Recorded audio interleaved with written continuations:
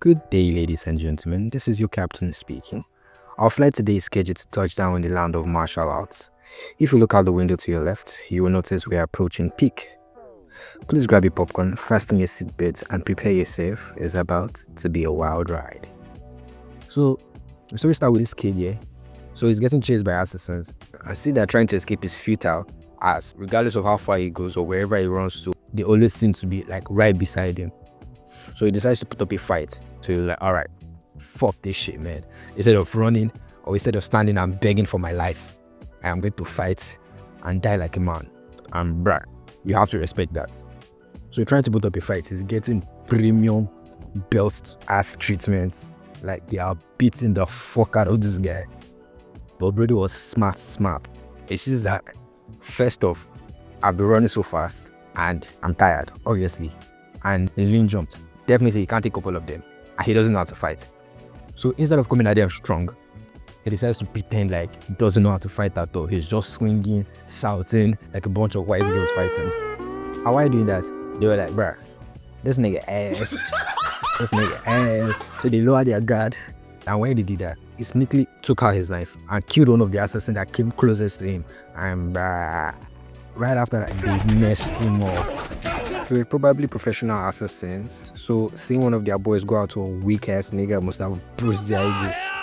But in the middle of all that, while they were beating his ass, one of them gets absolutely obliterated from the waist up. Everything, flesh, bones, blood, atom molecules, everything is gone. Just vaporized. It was just like it was hit to fuck everything in that direction cannon.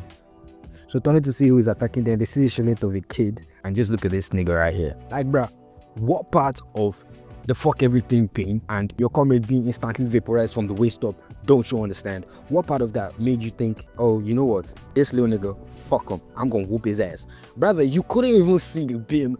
Like, 1 minute your comrade was there and then the next minute he didn't have an upper body. It wasn't even the next minute, it was like the nanosecond of the nanosecond of the nanosecond. I don't know if that makes sense, but it just happened. Like, bro, 1 minute your comrade was standing next to you fully intact and then the next minute it was missing an entire upper body. None of you all even saw what happened. You guys were like, what the fuck just happened? What the fuck? You didn't even see it. Anyways, bro just gets to fucking their shit up, man. He reprises another assassin with the fuck everything beam. Speed bleeds to another one. Rocks his shit. And then he fucks up the rest off screen. So after total evisceration 101, the dude walks up to the dying kid that the assassins were chasing and pulls out an injection and injects content into the dying kid and then his skedaddles. So come chapter 2 here, we get a rundown of the powers healing in this particular world. There was a lot of yapping, so I'm just going to summarize it. The important things to know is that the people practice martial arts, and those who practice it are regarded as the Morian people, and are far more powerful than the regular people. These Morian people come together to form a clan, which are majorly divided into two, being the justice and the evil forces. But between those two, there lies a third faction, which is solely based on strength, and those ones are regarded as the demonic cult. And our MC, the assassin target in the previous chapter, is the illegitimate child of the current leader of the cult. So back to the present here.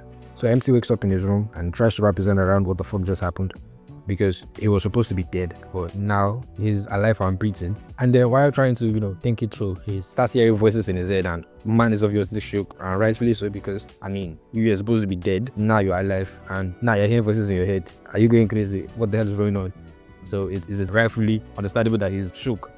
So while panicking, the voice was eventually able to calm him down and explain everything to him. So from the explanation, the voice said, it explains to him that, alright, you're not dead, you're not in heaven, you're not going to see Miriam Jesus or whoever they see. You are alive and well.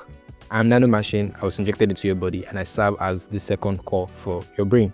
He also explains how it saved his dying body and how there are millions of micro nanochips within his body that are, working to help him. So he eventually calms down. So shortly after here, his personal guard brings a doctor to come and check upon him, because I'm imagining it was the personal guard that somehow went to wherever he was and saw his dying body there and probably panicked, because this is the child of the most powerful person in the clan and he's fucked up on the floor, dying. I'll be panicking too. So imagine it's a personal guard that went there, saw him and brought him back to the clan and probably ran to go and drag the physician and bring him to him so he doesn't have his head and everyone in his family beheaded. So the doctor comes, examines him, and to everybody's surprise, man has like a god level martial art body. Additionally, his energy flows have also been activated. And from what I'm understanding, it just looks like, so if you take somebody that's retarded and then you put prime LeBron James, prime Michael Jordan, and prime Steph Curry, and then shove it into him, that's what that looks like. So he has a god level martial body and he has a perfect energy flow. So later gets here from Nano that he's been active extracting waste from his body and reconstructing his blood vessels, joints, bones, and so on. Bruh, this is peak writing right here. I can't wait to see how this unfolds. So with that being said, until next time.